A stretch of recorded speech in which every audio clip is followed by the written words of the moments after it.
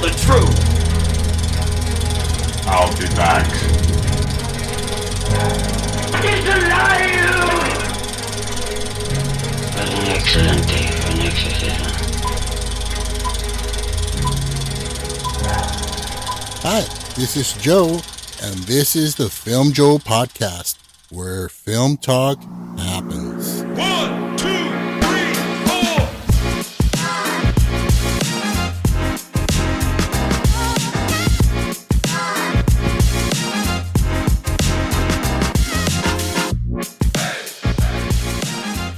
Hi, I'm Joe, your host, and I'm here with Carlos. The one, the only, the man, the myth, the legend. And welcome to the podcast where we talk about films, filmmakers, trends, the good, the bad, and the not so bad, all in the spirit and for the love of film.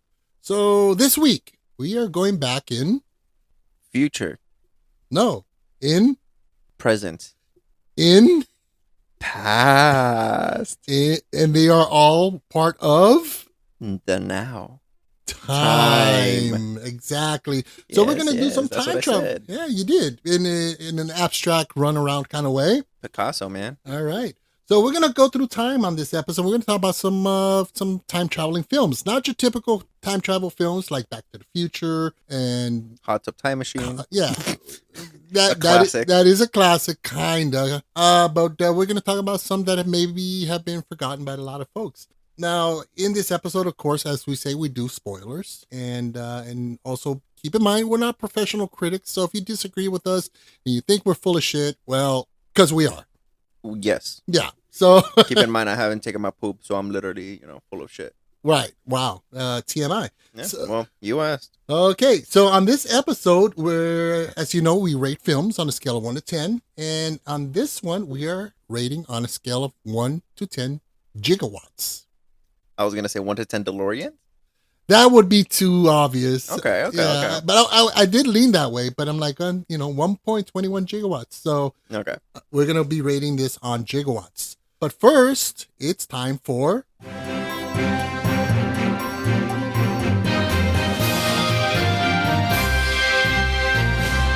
news bits. So this past weekend at the time of recording, The Haunted Mansion opened up in theaters. hmm Disney's The Haunted Mansion. Have you seen this? I have not, but I want. You know what? I have so many good movies I want to go see that I have yet to see.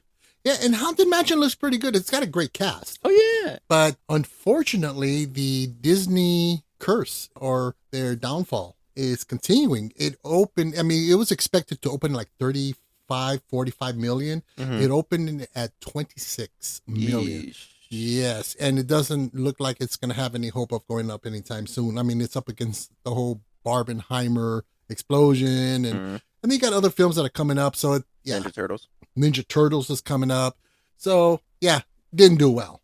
Now, due to the success of Barbie, which I Yeah, might man. see, Dude, watch it.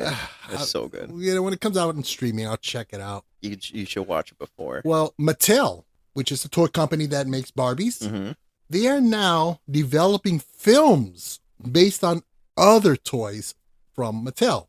You know what? If they keep on doing hits like Barbie, I would watch them. Well, I don't know. They got one called Uno, Okay, I don't know about that. the card game. How would you break that? I don't know. I don't know. The other one is Masters of the Universe, He-Man. Oh, okay, Motu. Yeah, that one is, from what I read before, it's been in active development for quite a while. The original was in the 80s with Dolph Lundgren. Oh, And is it horrible. oh. I'd watch it just, if that way, I'd watch it just to see how bad it is. Mhm. It's kind of where you feel embarrassed for the film itself, but it's bad. Another one they're working on developing is Matchbox. Now, this might be way before your time. hmm Matchbox was the British version of Hot Wheels. Got it. Back in the 70s. And they still make toy cars. So they're going to do a Matchbox movie. Rock'em Sock'em Robots. You know what though? That one could be a low key banger.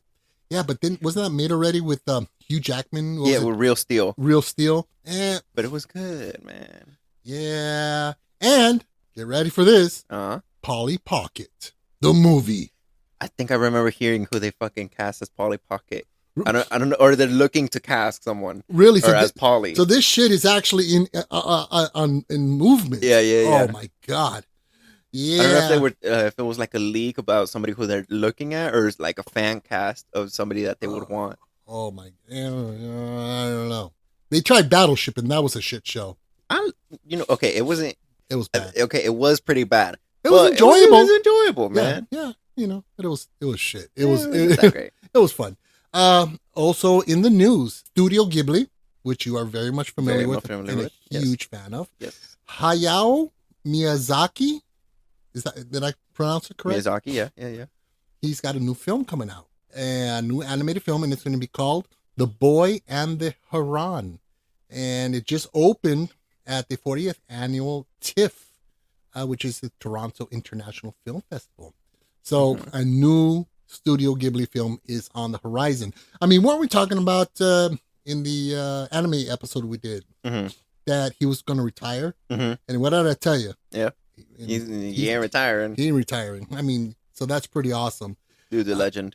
Yeah. I mean, I think that's pretty exciting. I mean, as we all know, I'm not a huge fan of anime, but, with somebody on that caliber of legendary status is responsible for so many classics in the genre of anime, it would be a shame for him to retire. Yeah. I mean, he can retire when he croaks, but, when he's still alive, hey, keep it going. Also in the news, Pee Wee Herman, played by, played by the lovable Paul Rubens, Pee Wee Herman, has passed away at the age of 70. He'd been dealing with cancer for quite a while, though it was never publicized. So he kind of dealt with it on, in private. So, but just an amazing, I mean, Pee Wee Herman's Big Adventure, Big Top Pee Wee, the Netflix one, which I have not seen, I heard it was pretty good. And if you see him in interviews, he was just he seemed like a very sweet guy, very humble.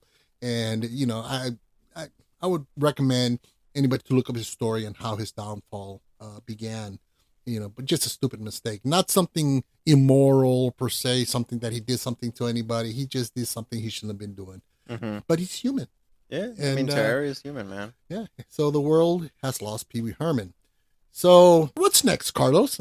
I say some other type of report, but it's like a sensory sort of thing. It's kind of like a touch. No. It's a hearing. No. Audible. No. It's a watch report. Yeah. All right. Yeah. What have you watched lately? Yeah, that was good. I actually went to the movies yesterday. What'd you go see? Teenage Mutant Ninja Turtles Mutant Mayhem. Ooh, and how was that? Dude, it's so fucking solid. I gotta say, I'm not a huge Ninja Turtle fan. Like, I don't really know much about them. Even when they were around in the Nickelodeon cartoons, never really saw much of them. But damn, this was fun. It looks really cute. I mean, a lot of pop culture references. Well, a lot of them. That's what they're known for. Yeah, I saw the previews, and the style of animation is pretty unique. Oh yeah, absolutely. They have like this interesting sort of animation over at Sony, which was the new Ninja Turtle movie that kind of reminded me, kind of not really, of like the Spider-Verse movies. That's what I thought. Where the animation style is very unique to the film. Well, it also looks rotoscope. Are you familiar with the rotoscope process? Absolutely. Yeah, but for those who don't know, basically what they would do is they would film let's say there's a scene where the character does whatever, and they'll film that scene with a live action actor. And then what they do is after the film was processed, they will animate over the live action an animated person. So and it's something a little jumpy and everything. I know that Ralph Bakshi did it with Heavy Metal. I think they did something. There's a movie called Scanner Darkly with Keanu Reeves. I recommend. It does that kind of. It has a really interesting look. So it was good. It's solid, man. I would genuinely recommend this to someone. All right. And what else have you watched? Just that? Well, you know how I'm building the little ice cooler thingy? Okay. Let me set the stage here for everyone, okay? Okay. Carlos comes across a TikTok video, was it? Yeah, it was a TikTok. Okay, no, let me explain. It was a TikTok ad that basically was like for an ice cooler that blows out cold ass air, right? And I was like, oh, that's cool. How much is it realistically? Because my room gets hot as hell because it's facing the east side and the sun rises on the east, blasts the heat to my room. Right. And then I saw it was $289 and I was like, I don't need to have that bad. So then I looked it up online on how to make one, and now I'm building one. Yeah. So he I have an oil radiator, a fan, a motor, everything, the whole shebang. It's cost me like don't you have a igloo $90 cooler? so far. Yeah, Oh my God. around $90. I'm just like, I guess, morbidly curious to see how this thing is going to turn Yeah. out. Oh, it's gonna turn out great. Yeah. Watch it. Yeah. And if it works, you can loan it to me. And if it works, I'm gonna keep it. Wow. Okay. So, what I got to see recently was a film called They Cloned Tyrone. How was that? I didn't care much for it. I didn't care much for it. Well, here's the thing. It's with Jamie Foxx, which reportedly, I guess, he did this film right before he had his health condition, his health issues. Let's just say that he is the highlight of the film, and it's a little bit over the top. I didn't care much for it. This whole conspiratorial, kind of thing going in there, and yeah, it just. That means I would probably enjoy it if anything. I would, give it a shot, but I felt very underwhelmed watching it. Again, Jamie Foxx is Jamie Foxx. Oh, absolutely. Dude, the man can act, He's amazing. sing. Oh yeah, He does it all. He does it all. He's a gorgeous man too. He's got the face. Yeah, and he's charisma. funny. Yeah. And very dramatic. So he does turn out a very good performance in there. And basically, there's this conspiracy in the hood where white people are cloning black people and controlling them. And the heroes are a pimp, a hooker, and a drug dealer. That's the heroes. And it's kind of, what would I say? Kind of like not a spoof, but a parody or some kind of thing of. I was trying to say something and I didn't give a shit. So, but if you want to watch it, I'd recommend. Hey, Okay. if anything, what's his name? The fuck is his name? Jamie Foxx. Jamie Foxx. He was great. He was really You good. okay there, bud? That was like Yeah. a complete blank. Yeah, well, just so you know, we're recording this right after I got off of work, so I'm beat. So Correct. my brain is mush. So I don't know, did I mention last week no, I didn't, that I got to see the Mario Brothers. No, yeah, no. I didn't mention it. Yeah. No. Yeah, so I also got to see the Mario Brother film, and it was fantastic. Mm-hmm. I mean, it's one of those films that it's rare for me that I'm sitting there watching it, and I have a big old smile on my face. Mm-hmm. And I enjoyed it. It definitely, it fuses all the elements of the games. Of every single game. Every single game, but in a creative way, not in a, they're just squeezing it in. Or they're going to throw the gorilla and, Donkey Kong and the Mario Kart. Everything comes in natural, and it's a really fun film. Mm-hmm. No wonder it made over $1 billion. Yeah. Really, really good. Illumination, man. Yeah. So really, really good stuff. So what do you say we dive into this, go back in time? All right. All right. I like it. But I just want to mention real quick before we get started, I want to give a shout out to one of our faithful listeners, Louis Colon, who's been a fan from the very beginning and who listens to every episode we've done. Thank you so much for supporting and hang in there and continue listening. Keep on listening, my brother. Thank you, Primo. We appreciate it. Your cousin, my second cousin? It's My uncle? No, how's your uncle? I don't know. It's not my brother. I don't listen, man. I don't know. Second uncle? Great uncle? A uncle. A uncle. Hey, you know what? At one point, Listen, this is how I do it with any family function. If I'm not familiar with what our direct relation, but I know we're family, if you're older than me, hey, what's up, Theo? If you're around my age or a little bit older, what's up, cousin? Okay. Gets me through every single time. Okay. People can go, man, this guy's so wrong. But, that was nice. That was cool. Okay. Like a term of respect. There you go. So, again, let's dive into this episode on time travel films. And again, we're not going to go into the typical obvious choices with this one. So, the first film, our very first film. The first is a film that sees Jean-Claude Van Damme as a cop going after bad guys back in time. You all remember Dr. Hans Kleindast? Well, for the past 20 years, he's been trying to keep his face off the cover of Time magazine doing research. His field of research has been time travel. Walker, how have you been, Lyle? I'm not hurting anybody. We can't go forward because the future hasn't happened yet. It turns out if you go back and you change something, it's serious. It could be catastrophic.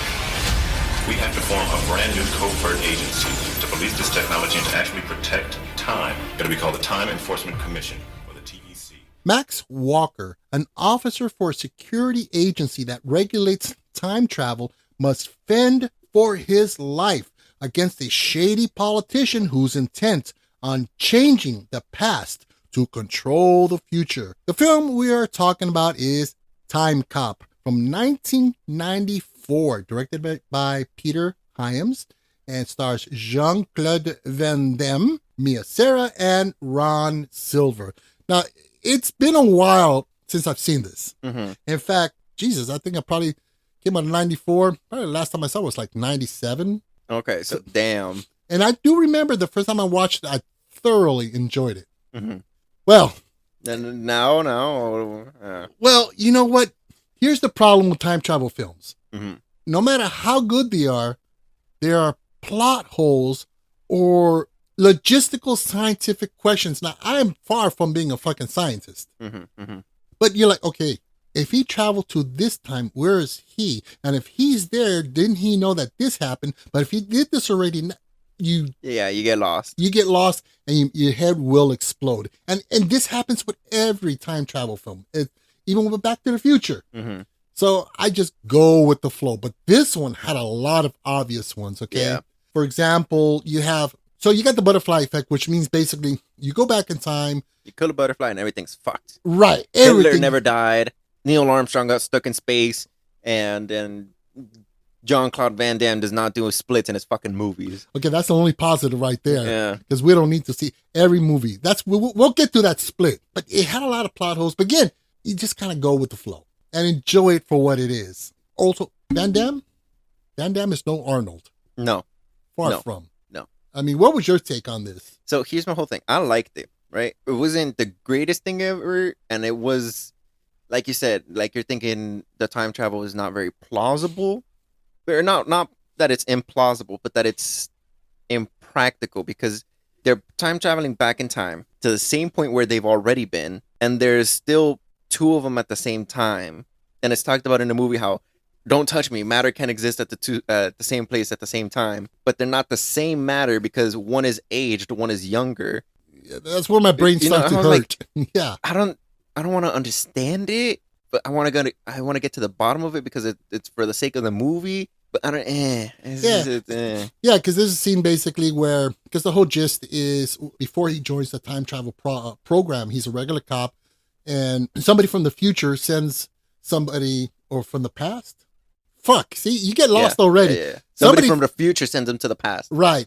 And to kill him because he's the one that's going to bring down the main bad guy. Yeah. But let me hit you with this. They never go back in time to kill his wife. He never goes down the route of time travel, meaning he will never stop them. Think about it like that. So really, if they had not gone back in time to not kill the wife, they would have all lived. Right. Which, by the bad way, dude would have been all right. And Alan Walker's character gets to keep his wife. My brain hurts. Yeah. Already. You don't even have to. You can pause and simply think that through. Yeah. And you're good. Yeah. And so, spoiler, they trying to kill him, they end up killing his wife as well, which is played by the beautiful Mia Sara. For those who you may not know the name, but it was Ferris Bueller's girlfriend. And she was like a fairy type character or mythical character in Legend with Tom Cruise. Yeah. And little side note, when I was a kid, I was in love with this actress. I'm like, oh, she's so beautiful. And I always wondered why she never continued making films. And watching this, I kind of figured out she's not a great actress. Yeah, no. Yeah. She's cute to look at, though. Yeah, she's very pretty. And she has some screen charisma, but she's kind of, and then put her next to Van Damme. I mean, no, forget it. And, let's get back to that split. Yeah. Jean-Claude Van Damme, first of all, is, okay, his movies are fun, whatever. And I don't hate his movies. They're popcorn films. Yeah. But the guy is a narcissist. He loves to look at, his thing is, I'm the most gorgeous man in the world, And he shows off his body, and he always does these impossible splits. It's in his fucking contract, I bet. Jeez. It's like, what are you doing? We're doing a movie set in the biblical times. Yeah, but I must do a split. You must show me do a split. Must do split. And it's almost ridiculous. It's so obvious that it's shoehorned in there. Yeah. He does it twice. I only noticed it once, man. Yeah. You kind of erase it. And Yeah. and then there's the impossibly, oh my God, this horrific mullet. You know, I was gonna think of the mullet, man. oh God, you know, I'll confess here. When I was a teen, I had a mullet, I believe it. and you know, I was rocking the mullet. Oh, I don't doubt it, man. Yeah, but they were ugly. They some people can pull them off really well. Some people look like it's a rat's tail. Right. You got to know. Mel Gibson, Uh-huh. Lethal Weapon. That's a mullet. That's a damn cool mullet. That's a man mullet. That's a my mullet. My mullet. My mullet. My There you mullet. go. Yeah. He's like, oh You yeah. gotta hear first, man. You want to get a mullet? No, I want a my mullet. I want a mullet. There you go. Mel Gibson, my mullet, and that Yeah. was cool. Manulet? No, now we're stretching. Yeah. But overall, it was a lot of fun. I mean, you know, it's based on a comic book. Is it? Yeah, from the 90s, from Dark Horse Comics. I tell you what saves this movie. Mm. Peter Hyams, Mm. I believe he directed, I may get some hate mail for this, one of the Harry Potter films. Okay. And he was mostly known as a cinematographer, but he's a damn good director. Mhm. That saved it. Also, another aspect that I think helped save the movie, because tell me if I'm wrong or right, the tone and the action and stuff was pretty cool. Yeah, it was. No, the action was really good. Yeah. It In the storyline, Yeah. Sam Raimi produced this. There you go. Yeah, Sam Wow. Raimi, who produced Man, and that makes sense. directed the Evil Dead The Evil films, Dead, Spider-Man 1 and Spider-Man. 2. And so that, I think that's what saved the film. And also Ron Silver, who plays the villain, the senator, who, you know, is fucking around with time so become president and take over the world. Mhm. He passed away, unfortunately, around that time or shortly after. Just an amazing character actor. I think had he continued living, he would have continued to do a lot of great things. But those are the things that I think helped this movie. Yeah. And it wasn't cheesy. Okay, it was. Okay, yes, it was. Don't lie. Okay, but you know what? It was fun cheesy. It was. The subject matter, the action, and the situation, it was pretty neat. I really dug the CGI work for the temporal time displacement wave that you see. Yeah. Where- When they're time traveling and you go, loop, loop, loop, loop, Yeah, it loop, looks like a little ripple in water, like Yeah. or like you're pushing through Jello or something. It was pretty neat, and Yeah, that it was was. CGI. That was early CGI. Now, as we mentioned earlier, two people cannot exist in the same place, because Yeah. they'll cease to exist. So the bad guy, he meets himself, and that's how Van Damme kills the bad guy, is that he pushes his past self into his future self, you know, the bad guy, and he dissolves. Yeah. Holy shit, that was horrible CGI. Yeah, no. He turns into a blob of muscle and blood and everything. Had they just gone with that same ripple and just explained it, where'd he go? To infinity or to nowhere or where Infinity. or whatever the fuck That's Toy Story. and beyond or wherever the hell, man. I think that would have been a lot better than seeing like a monster creature gooey thing. Yeah. But you know what? I think that was Sam Raimi who kind of pushed for that. Probably. Because he likes that gory shit. Yeah. So, but I mean, overall, the movie did well. It wasn't a smashing success, but it was enough for it to become, it was a popular film. The budget at the time, I mean, it was a $27 million budget for that time, which is about $55 million. So it's an average budget, still kind of low. Box office, it did about $101 million, which is about $200 million today. So it did well. Okay. Enough for, they did consider sequels and stuff like that. Critics were mixed, however, on Time Cop, and I can understand why. Yeah. Some kind it was good, but it sucked. I mean, it was dog shit, but it was interesting. Yeah. And that's basically. I feel like the census with any or most time travel movies is going to be something along the lines of, hey, it was either really good or eh. Yeah, I think so. Yeah. I mean, Roger Ebert, he called this a low rent Terminator. Yeah. He did not like it. Cinema Score, the audience that they survey audiences after private screenings, they give this a B+. Okay. Again, I can see that because it was fun. It's definitely, you can call it a crowd pleaser. Yeah.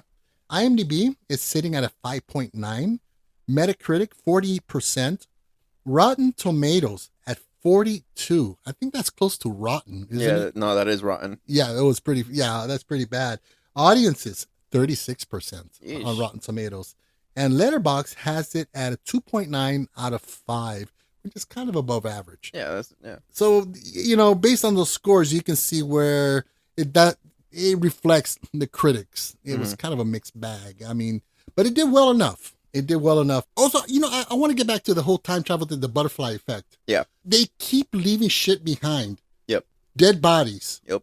Guns from the future. Yep. You think now they do explore that where at the time, things change in the future, but it's something major. But little things like that, they would fuck things up just as much. Yeah. They're like, oh, where'd this guy come from? You think, oh, we got a futuristic gun. Now they have stuff. Yeah, I don't know. It always gets under my skin, and I know I shouldn't pay attention to stuff like that. No, but I mean, it's something that should be talked about when it comes to as far as like, hey, we changed the timeline by killing the president, right? But now we also have guns that are, instead of our present time, we have guns that are 20 years into the future time, because 20 years ago, we dropped off the guns that we can have now. So now we're 20 years ahead technologically as far as weapons. Yeah. Or whatever the fuck. I don't know, man. Yeah. Well, you see how it just makes your head spin. So I think that's one thing. And I try not to think of those things when I'm watching a time travel film, but I couldn't help it with this one. Yeah. Because it was so blatantly obvious. And I think that's another thing that kind of brought it down for me. So now sequels and spin-offs and remakes, the film, believe it or not, it had a short-lived television series. There was a series based on this. Back in 97. And they had a direct-to-video sequel that came out of 2003. Time Cop, The Berlin Conspiracy. And that was with Jason Scott Lee and Thomas Ian Griffith. Never heard of him. Never seen him. Mm. And I think that's why they never pursued it further. But there was a lot of talk about doing another Time Cop film with Van Damme. So, and I think that's probably part of the reasoning was that it was just enough of a hit, but not enough to warrant a desired sequel, pretty much. Yeah. So with that said, why don't we jump to our ratings? Yeah, man. So despite it being ridiculous, Van Damme, not a good actor, has giant plot holes, and to me, it ranks up there as an above average action film. Yeah, it's not bad. So my rating is about a 6 out of 10 gigawatts. Just above average. Yeah, that's fair. Yeah. So personally, me, I was thinking throughout this entire thing, it's cool. It's cool to watch. It's, like the action is cool. I got very thrown off with about what is it, like halfway? Yeah, about halfway in the movie when these time assassins come to Van Damme's house and they try to kill him. And now he's killing them, and I'm thinking, that's kind of cool. He's doing all of this in like his boxer briefs, and then he does the splits. And I was like, okay. Yeah. Okay. Yeah. So it completely threw me off. The entire time travel seemed plausible. I liked it. It was a good little story. I would give it like a 6.5 gigawatts. Okay, so it's not bad. Okay, all right. So you liked it just a little more. Yeah, just a little bit. Okay. All right. Well, let's move on to our next one. So the next one is basically stars Christopher Reeves, Superman himself, and about a film that's about love and how love transcends time. Come back to me. Richard Collier is about to begin an incredible journey into another realm, another lifetime, in search of the love he could never find in this one. That's Elise McKenna. Starred in a play in the Hotel Theater. When was this play done? 1912. Dr. Finney, is time travel possible? That is a question. A Chicago playwright uses self-hypnosis to travel back in time and meet the actress whose vintage portrait hangs in a grand hotel. The film we are talking about is Somewhere in Time from 1980, directed by Janelle Schwartz, who also directed Jaws 2, Supergirl, and Santa Claus, the movie. Nice. You got to look that one up. That's funny. Okay. But it's not a comedy. But okay. It's one of those. It's one of those. Yeah. And the film stars Christopher Reeves, Jane Seymour, and Christopher Plummer. Now, before you take a shit on this one, because I liked it. Okay. Chris Reeves is the man. He's the I'll give you man. that. He gives a really nice, sensitive performance, Mhm. and he's really good in this. Jane Seymour, eternally beautiful. Jane Seymour, also Dr. Quinn, Medicine Woman. That was a show she had a while back.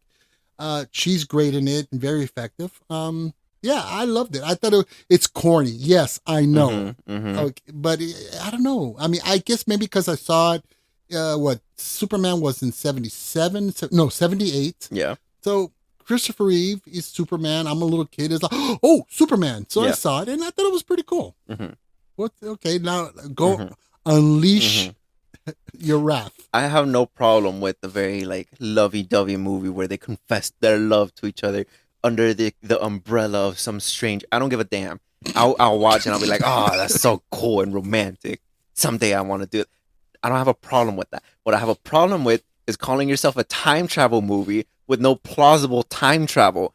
It's a hypnosis movie. It's not called, what's the movie called? Somewhere in Time? Some more time. It's not called Somewhere in Time. It's called Somewhere in my psychotic mind.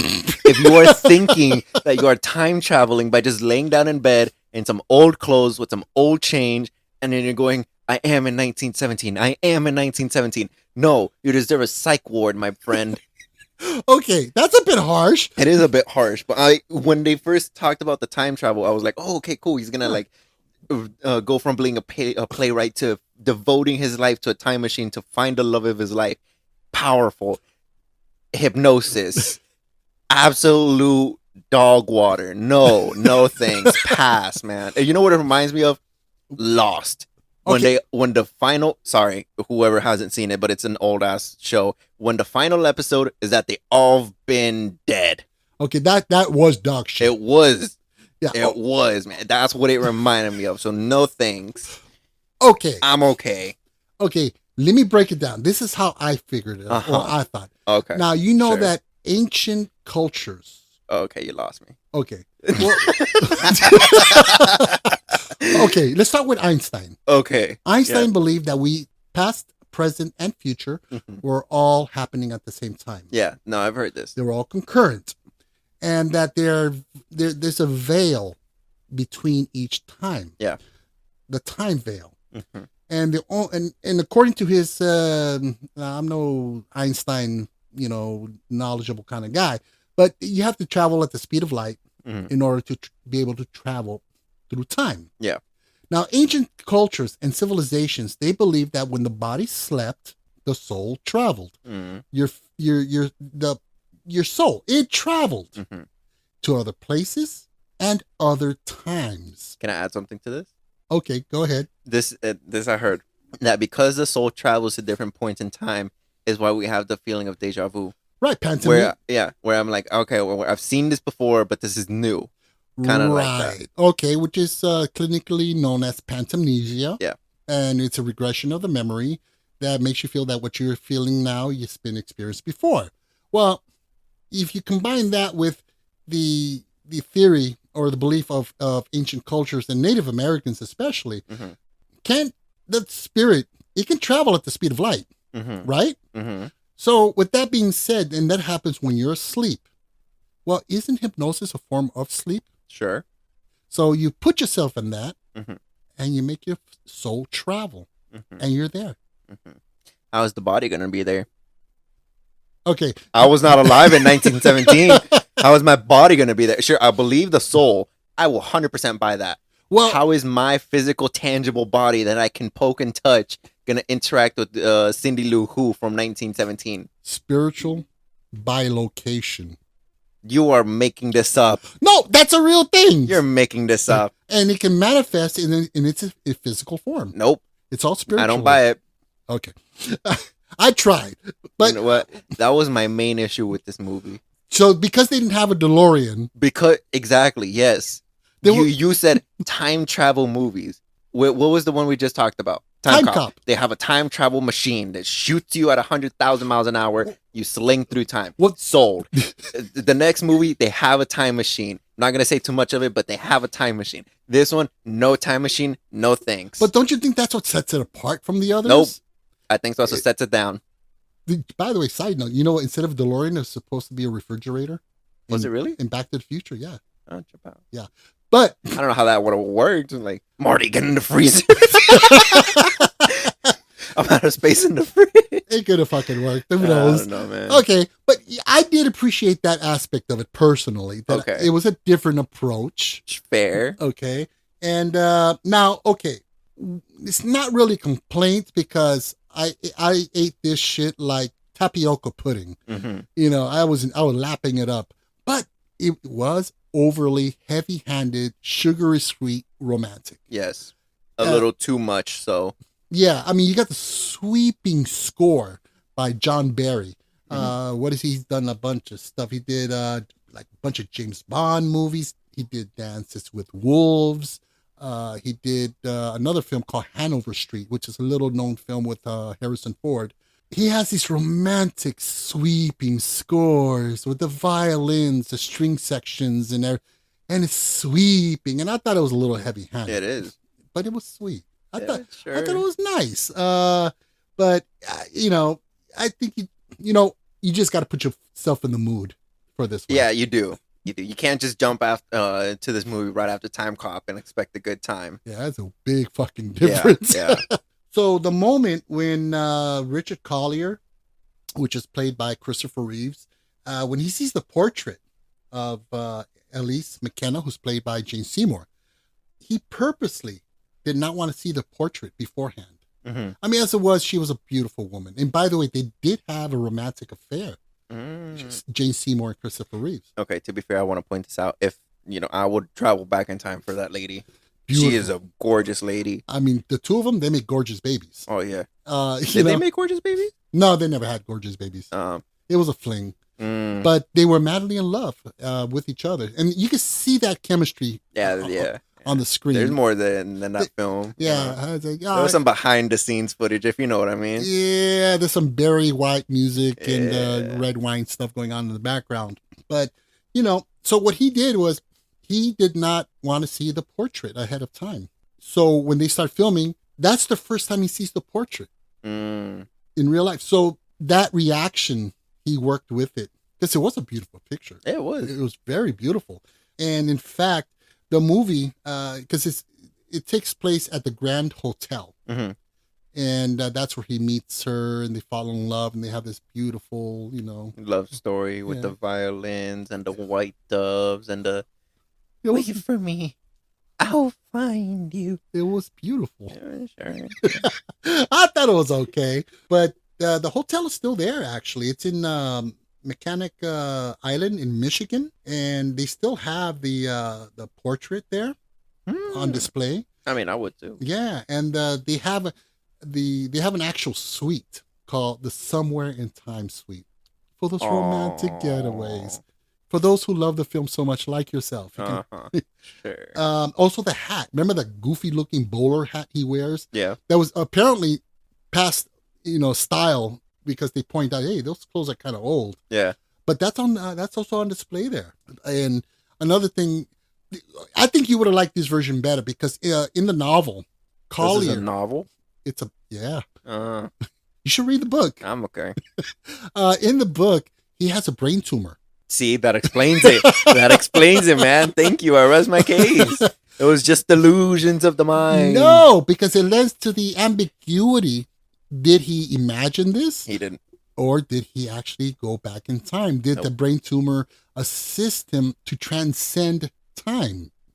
Both. Okay, let me tell you what ended up happening. Okay, for those of you who don't know, you can't see, Carlos has this look on his face. This is bullshit. That's his expression. This is bullshit. Let me tell you what happened.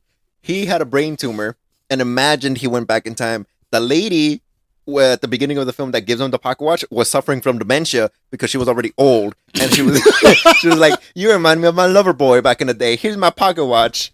That's what ended up happening. He is dying and she is delusional. Okay, so although the film was a disappointment here in the States, wow. Well, so the film is not a love story. It's a film about psychosis and mental breakdown. Yes. Okay, interesting perspective. You're welcome. Okay, so the film, it did well, actually. It was one of the highest grossing films in China. See, the Chinese get it, okay? Yeah, you know what? Props to the Chinese, man. I like them. It played out there in Hong Kong for like 18 months. That's over a year. Jesus. It had a long run over there. Oh, they really loved it. Yeah, apparently they did. But here in the States, it really wasn't as big a hit. The budget at the time was about $4 million, which is about $14 million today. So that seems about right for this type of film. Yeah. The box office was about $9.7 million, and that's about $14 million in today's dollars. So yeah, it didn't do well at all, despite the fact that it had Christopher Reeve, who was hot off of the Superman success. Yeah. Critically, well, it generally got unfavorable reviews. Mm-hmm. I don't know why. Oh, no. I don't know. Well, look, IMDb is sitting at a 7.2. Okay. That's pretty damn good. Yeah, sure. Metacritic, 29. Rotten Tomatoes, 52% critic, which is above. An audience? 88%. Me, audiences. People love this movie. And I think the popularity came throughout the years after the film was released. It kind of gained a cult following. So it's very well loved. Letterboxd has it at about 3.4 out of 5. Okay. So it's well above average. So, you know, most of us like this film. Most. I am with the few. Apparently, again, you know, I do agree. Even through the cinematography, it was a little bit heavy-handed. It is. Diffusion filters would make everything look fuzzy and sweet and cute and soft. And that was heavy duty. That was a bit too much. I would have preferred if it was grounded more. I don't know, realism. I don't know. I can't pinpoint, but it was a little too much on that side. Yeah. But I still enjoyed it. I thought it was good. Never had any sequels or spin-offs or remakes.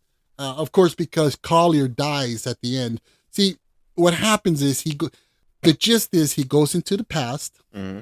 He sends his spirit, his soul into the past through hypnosis. Yeah. Now, the guy who mentored him in this process told him, you can do this and you will teleport. Just make sure that the money you have on you is from the era, the clothing from the same, if not older.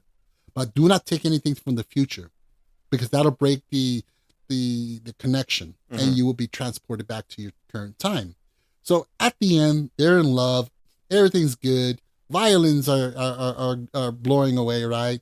And they're on the beach having a picnic or something. Oh man, that look on your face.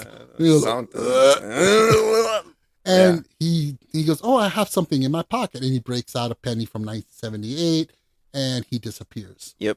And he spends the last part of the film trying to go back in a feverish, passionate attempt to reconnect and get back to his love. And he dies in the process, which is so hard. of a broken heart. Oh, beep, beep, beep, beep, beep, beep, beep, beep, beep, beep, beep, beep.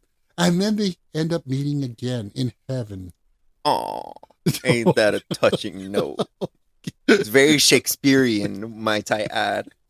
But you know what? Wasn't it worth watching because of Jane Seymour? Yeah. Okay. Yeah, I will give that. Okay. All right. So, you know, you got something there. So let's get to the good stuff here. Yeah. Let's get to our ratings. Yes. Again, it was heavy-handed on the romantic stuff. It was like purposely just trying to tug at your heartstrings, which I thought was unnecessary. I think the subject matter within itself was enough to get you emotionally involved. It didn't need that extra assist or that push or the music to get you into the mood. Yeah. The concept and story in itself was enough. Should have been enough. It should have been enough. But again, I enjoyed it nonetheless. My rating is a 7.5 out of 10 gigawatts. That is generous. That is generous. That is adequate. I mean, that's appropriate. Okay. I apologize. Were you done? Yeah, I'm done. Okay. I had a lot of problems with the movie. For one, they robbed me of another explanation of time travel. I like hearing when people explain time travel in movies. I feel like it's kind of fun. And when they did it not. They talked about psychosis induced fucking whatever the fuck delusions. There you go. The thing, hallucinations, whatever you want to describe it as. Okay, did not make sense. They talked about hypnosis. I logged out from the movie and started shitting on it from that point forward. Whatever. I wanted to like this movie. From the moment you explained it and told me about it, I was like, okay, I will actually probably enjoy this. Did not enjoy it, and I tried to. I wanted to. The only great saving grace of this movie was the lady. Jane Seymour. I liked her. She was cool. Everything else, I don't really care too much for. So I'm gonna rate this one out of 4. 4 gigawatts. 4 out of 10 gigawatts. 4 out of 10 gigawatts. Oh my God, that's your most brutal. That is the lowest score I've ever given. Wow. Okay. Well, Yeah. why don't you tell us what you really feel? Okay, fair enough. Fair enough. Okay. Your mama's going to kill you because that's her favorite film. My mama, your parents, and anybody else who loves this movie. Daisy, Yeah. everybody. Yeah. So you're going to have to contend with them. I'm sticking by this, man. I did not care for this movie. No Well, offense to well, anybody with all who likes respect, it. well, much respect. Yeah. You stand by your rating. Yeah. All right. So now we're going to go to our final film. In this one, we join the man himself, H.G. Wells, on a dangerous adventure through time. Stevenson! What is it, H.G.? You're becoming extremely tiresome. The girl. Which girl? What do you mean this one? Let her go, please, I beg you. You can afford to be magnanimous. Women throughout the centuries are yours for the taking. Is it so important? H.G. Wells pursues Jack the Ripper to the 20th century when the serial murderer uses the future writer's time machine to escape his time period. The film we're talking about is Time After Time from 1979, directed by Nicholas Meyer. The film stars Malcolm McDowell, Mary Steenburgen, and David Warner. So, Time after time. okay, check this out. When the first time I told you about this movie and I told you the title, you kept doing it. But you know what's funny? What? When Cyndi Lauper Yeah. was looking for just kind of a made-up title for a song, Mhm. she was flipping through, I think, the TV guide or something, and she came across this film, Time After Time. And she ran with it. She ran with it. So God you were bless onto her. something. Yeah. Okay, so your takes. Now, I'm a huge fan of H.G. Wells. I've read War of the Worlds. I love it. Great fucking book. Absolutely amazing. So when you first told me about this one and you told me the basic ass concept, H.G. Wells builds time machine. Jack the Ripper steals it, goes to the future. H.G. Wells chases after him. I was sold. You absolutely sold me on that fact, sir. So when I first started watching, I was excited. I was like, this is gonna be cool, man. And it was. I actually very much enjoyed this one. It has a time machine. Okay. It has a big, So it has a time machine that gets it 5 points off the start. And it has a pretty good explanation and then talk about it, and it has a good cohesive story. So had Somewhere in Time, the Christopher Reeve one, had a refrigerator, you would have been fine. Yeah. As No, a if it had a fucking refrigerator and it Or- said hop in and it'll transport you. And I'm like, okay, cool. Okay. So go on. Yeah. And it was very enjoyable. It had a good story. And do you remember the scene where spoilers, everybody. Where Jack the Ripper is caught in the hotel room and H.G. Wells walks in and tells him, no, we have to go back to our time. We don't belong here. And he tells him, no, I belong here. You don't. I'm in a timeline of serial killers and murders and all of this. And I was thinking, like, damn, That was heavy. That was a hard scene. Yeah, I remember that. Yeah. That was pretty good. Yeah. What I loved about this film, first of all, it's a hugely original concept. Oh, You got H.G. Wells, the legendary writer. Yeah. He's a fictional character, Mhm. and he builds a time machine that he wrote about. I mean, it just has so much going for it. Yeah. Malcolm McDowell, who played H.G. Wells, he was one of my favorite actors in the 70s and the 80s. He actually did this to kind of counteract a couple of films he had already been known for and popular for at the time. He did a film called Caligula, which was a film set in like Roman times about an actual historical figure, Caligula, and has to do with orgies and stuff like this. A very sexual movie. What was it called again? And how do you spell that? K. And it was rated X, but it had its following. And then he did a film a little before that one. What was it called? Clockwork Orange by Kubrick. Yeah.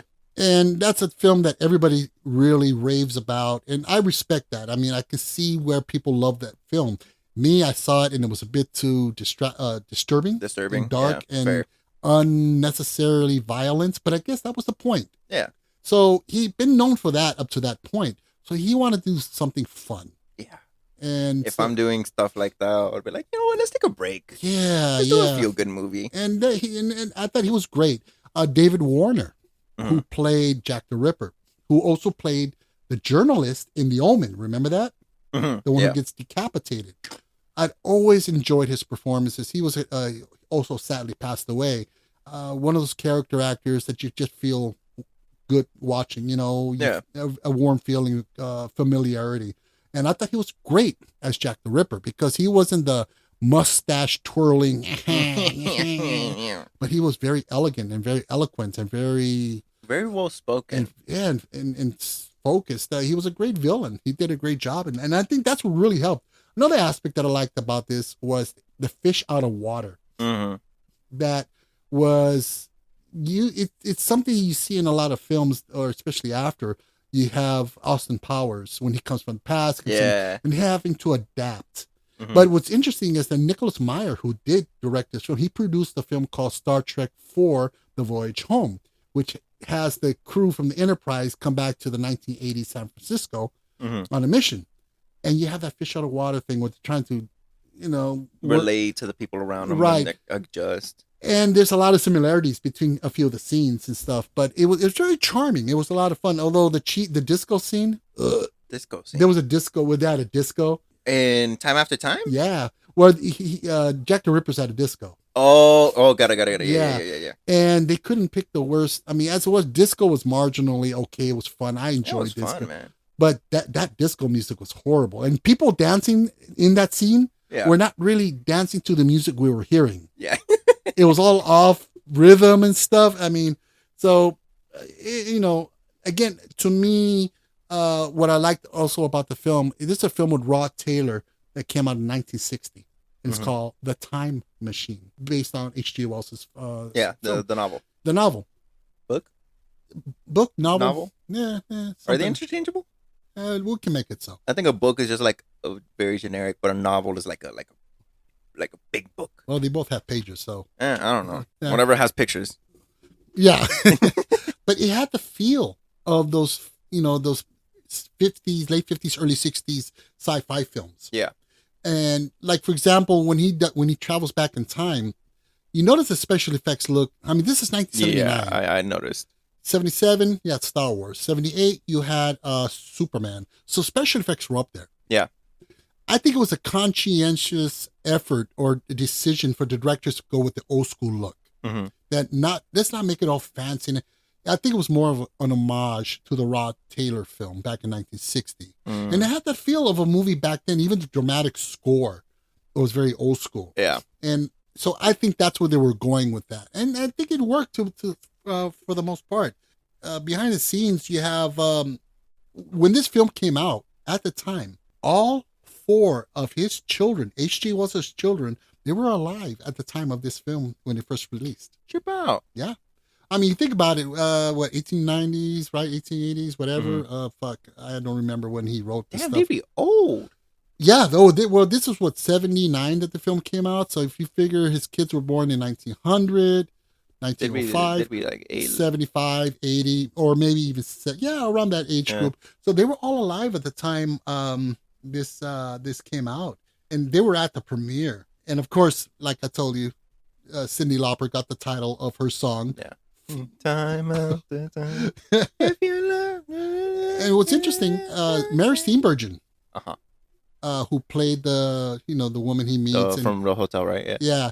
They actually got married. Trip out. Yeah, McDowell and her, they worked together and they fell in love. They got married. Good for them. Yeah. Now, here's an interesting factoid. So H.G. Wells arrives in the present on November 5th, Yeah. Time Rider, which is a film, by the way, we were supposed to cover instead of Time Cop.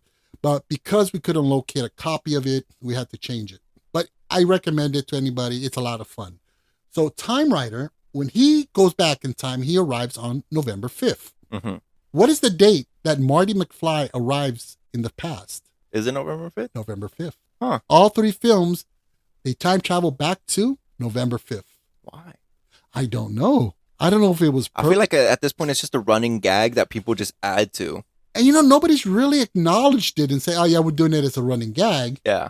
Could it be coincidence? Could it be somebody who traveled through time? Oh. Time after? Time. So, so the film, it was a lot of fun. It did, the budget at the time was about $9 million. So it was a high budgeted film.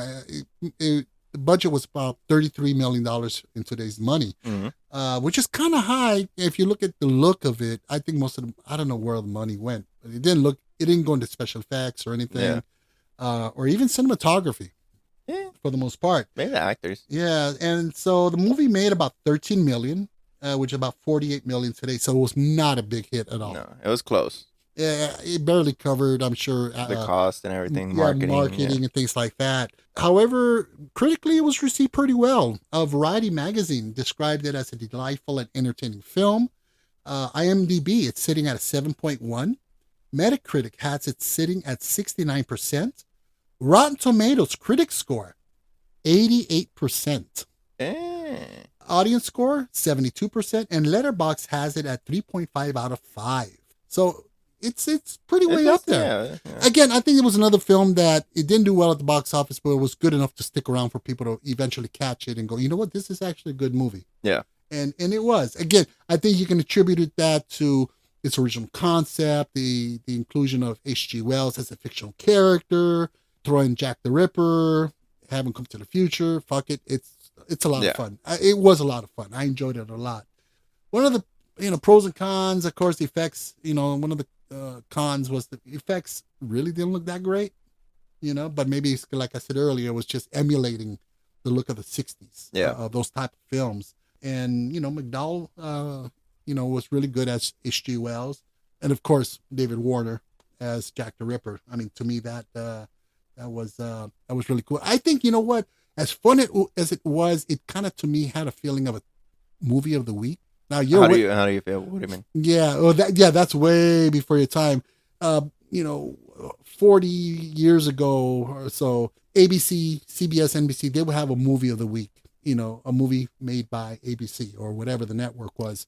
And they kind of like sponsor their own film. They would do their own films, kind of like Netflix does. Okay. So that's not new what Netflix does, but they were usually low budget films, with decent, and every now and then you get one that really stood out. Yeah. But for the most part, they were kind of dull looking and not very cinematic. And I think that's what this one lacked, was a cinematic feel to it.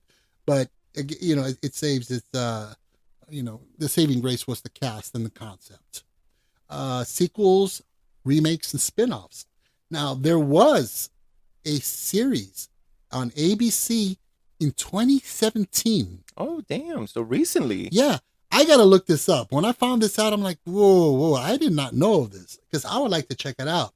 But due to its low ratings, canceled. Yeah, after 5 episodes. Oh, damn. 5 episodes, and it was dumped. But all 12, it ran 12 episodes total. But like I said, after just those few episodes, it was dropped. But all 12 are available in Spain and Portugal. Okay. So I guess it did well in the European market. But definitely something I would like to look up just for shits and giggles. So let's jump into our ratings. All right. You want to go first? Yeah, sure. Why not? Go for it. Okay. So I actually really enjoy this one on the fact that it has a fucking time machine. Okay. No metaphysical bullshit. No metaphysical transmutational fucking manifestation. No. Has a time machine. Okay. Has a cool explanation about the time machine. Has a very fucking original concept for a movie. Yes. Right? That alone gets it. Mwah, chef's kiss. Yeah. Right? On top of that, the story was easy to follow. Characters were very lovable. It kind of left me wanting something more out of the movie, though. You know what I mean? I agree. Yeah. There was something that I was like, it needed a little bit of like little spice, A little oomph. a little oomph, Yeah. little fluff somewhere in there. I don't know what it was, but it like, you know what I mean? Right. Well, It lacked something. I agree. Overall, though, great movie. Love to see it. I'm gonna give it 7 gigawatts out of 10. Okay. Yeah. Fair enough. Good score.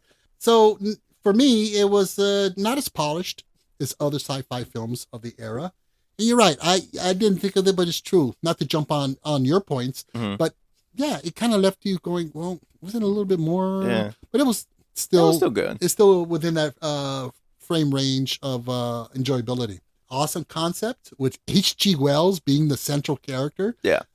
So on that, my final rating on this would be a 7.5 gigawatts out of 10. Hey. So we're right Okay. around there. Alright, So close. I think the winner clearly in this would be Time After Time. Time after time, yeah. I mean, I think Somewhere in Time is a lot better. You So know what's funny though? uh, I feel like the discussion where we're completely different on the points of view for the movie is kind of fun. I think so. We It's can't kind agree of with fun, everything. man. Yeah, we can't agree with everything. I Yeah. mean, you know, even though I think you're wrong. Even though I think you're wrong, but it's okay, man. Right. It's all good. So with that being said, we have this other time travel films that are just as they're really good. That if you like those kind of films, time travel films, you have of course the Back to the Future trilogy. Obviously. You cannot go wrong with that if you like time travel. Time Rider, which is a film that we couldn't track down, but I'm gonna try to watch this. I'm gonna track it down Some way, somehow. somewhere, somehow, somewhere in time. Ah, And you have Bill and Ted's Excellent Adventure. okay. You Yeah. have not seen this. Yeah. It will become one of your perennial favorites. Got it. One of those that you go, fuck, why didn't I see this before? Kind of like Austin Powers when you first saw Oh it. yeah. Yeah. I remember watching it at Thanksgiving of all fucking time. Yeah, and it was great. Hot Tub Time Machine from 2012. And that was an odd film, It was. but it was funny. At a time machine though. Yeah. At a fucking time machine. It's a hot tub, but And a movie called The Final Countdown. it's the final countdown. Here we go again. 1980. And, and this is a good concept. Basically, it's the USS Nimitz, which is a nuclear class aircraft carrier Mhm. that is on, doing their maneuvers and stuff. They end up going through this really unique storm, Mhm. and it transports them back in time. December 5th, 1941. Oof. Just a couple days before Pearl Harbor. Oof. Yes. And once they realize they're there, they realize that with that aircraft carrier alone, with all the F-15s and 16s on board or whatever they had, I think they had Tomcats, F-14s, they can win the war Yeah. with just that alone. Yeah. Should they do it? Fuck. And it is. Okay. Dang. Okay. Shit. Yeah. In fact, we should have just picked that one. Yeah, instead. okay. Yeah. It's not a time cop. But yeah, I agree. A more original concept. Even that has a fucking time machine, man. What time machine did it The have? storm. Oh, wow. That's not a machine. I believe a storm over a So fucking. So the mind is in a machine. the mind is not. The mind is the Yeah, machine. well, there you go. But so is the storm. So how did Christopher Reeve travel back in time through what? Psychosis. Psychosis. It was mine. But, the brain tumor. But the Final Countdown is a lot of fun. With Kirk Douglas is in that. Michael Douglas, his father. Yeah. And so it's an excellent movie. It's a lot of fun. It's not action packed, Mhm. but it definitely gives you food for thought. Makes you Yeah. go, fuck, would you? Yeah. You know, you literally in the scenario of if you can go back in time, would you kill Hitler? Yeah. They're Now you're there. Yeah. And so it's a good film. Yeah. It's really good. So I that's another time travel film I would definitely recommend. So with that being said, before our closing thoughts, next episode, Mhm. we're going to get dark. Ooh. Yes, we're going psychotic, Ooh. not psychosis. Just like Michael Reeves in the movie. No. Christopher Reeves? Christopher What the Reeves. hell did I say? Michael? Okay, Where the yeah, fuck is yeah. Michael coming from? I'm going through psychosis. Yeah, Anyways. apparently so. So we're going to go with serial killer films. Now, not real serial killers like Bundy and these guys. Yeah. These are fictional characters in serial killer films. So we have 7 from 1995, Mhm. which stars Brad Pitt and Morgan Freeman and Gwyneth Paltrow. Mhm. American Psycho from 2000 with Christian Bale, and Maniac from She's a 1980. maniac. Oh, here we go again. I don't think that song was inspired by this movie. No, probably not. Far from. Yeah. But it's a Maniac from 1980, which is a very disturbing film and has one of the most disturbing head blasting scenes ever made in a low budget film. So I look forward to that. I think I got to put myself in a happy place before I start watching these. Yeah. So that's what we got lined up for next weekend. So we hope you enjoyed the show. Before we leave, anything you want to say before we head on out? If I have psychosis, can I travel through time? Yes, you can. Damn. So we hope you enjoyed this episode. So please help to support the pod by giving us a nice little 5-star rating on Spotify or wherever you listen to your podcast. Leave us a good review. Say something nice about us. Another way you can support our pod is simply to subscribe and or follow us on Amazon, Spotify, iHeartRadio, Deezer, Audible, Boomplay, or wherever you get your podcast fix. Also, don't forget, drop on by our Facebook group and leave us a comment. Tell us what you liked, what you didn't like, what you hated. Let us know that you really thought that Somewhere in Time was an amazing film. And also, you can directly contact us by email to thefilmjoepod@gmail.com. And when you send us an email, if you send us an email, make sure on the subject matter you say Somewhere in Time, amazing film. We'd love to hear from you. You know, I just want to say, I overly bashed that movie, but if you like it, to each your own. I'm just, critiquing the way that I would. No, you took a shit on it. Yeah, whatever, man. No, but you know what? Hey, you know what? That's what it's all about. So, again, thanks for listening. And come back next week for our next episode. So, I am Joe. I'm Carlos. And this is the Film Joe Podcast, where film talk happens.